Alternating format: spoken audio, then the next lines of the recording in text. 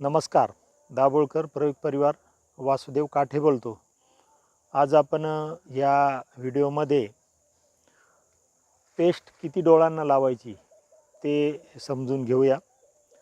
या ठिकाणी हा प्लॉट छाटलेला आहे आणि छाटणीपूर्वी याचे डोळे मार्क सूक्ष्मदर्शक यंत्राखाली तपासून घेतलेले आहे आणि त्यानुसार या ठिकाणी घडसंख्या ही थोडीशी मागे पुढे झालेली आहे.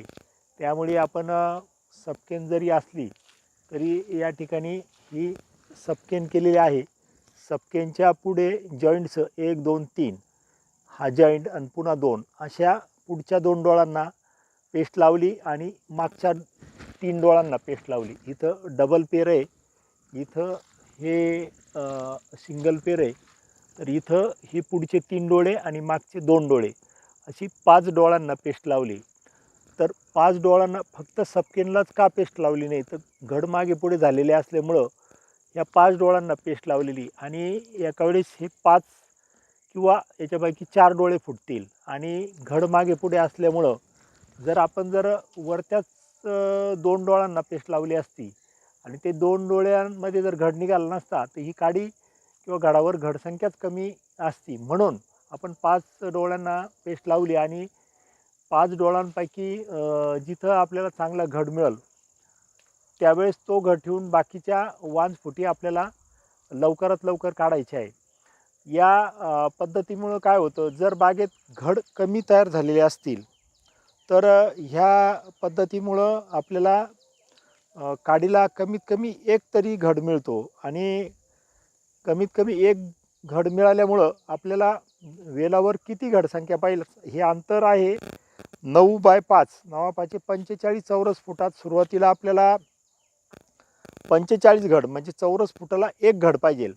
तर ती घडसंख्या आपल्याला हमखास मिळते आणि बाग फेल जाण्यापासून वाचते.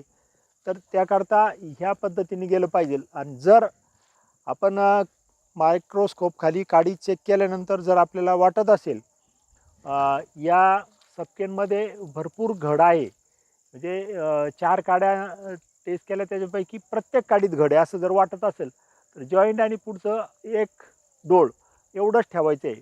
परंतु तशी आपल्याला शाश्वती नसेल तर मात्र ह्या पद्धतीने करायचे आणि ही पद्धत वापरली तर बाग फेल जाण्यापासून निश्चितपणे वाचते.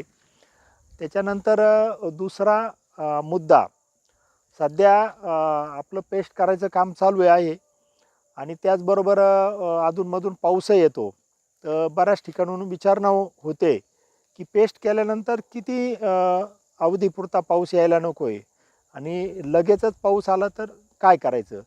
जर समजा ही पेस्ट चालू आहे आणि पेस्ट चालू असताना लगेचच पाऊस आला आणि लगेच ते धुवून गेलं, म्हणजे पहिल्या अर्धा तासातच पाऊस आला आणि पाऊस जर एवढा आला आहे समजा तर ते असं काडीहून पाणी ओघळत नाही, फक्त वरचीवर झिमझिम असेल तर पुन्हा पेस्ट करायची गरज नाही. परंतु काडीहून पाणी ओघळून गेलं अशी परिस्थिती जर असेल तर आपल्याला 1 तासाच्या आत जर पाऊस आला असेल तर आपल्याला पुन्हा पेस्ट करण्याची गरज आहे. परंतु 2 तास होऊन गेले किंवा 1.5 तास किंवा 1 तासापेक्षा जास्त कालावधी जर झाला असेल तर पुन्हा पेस्ट करण्याची आपल्याला अजिबात गरज नाही आहे. तर पेस्ट करण्यासंदर्भात या पद्धतीने आपण निर्णय घेतले पाहिजे आणि काडीच्या छाटणीबाबतही आपण या पद्धतीने निर्णय घेतले पाहिजे. धन्यवाद.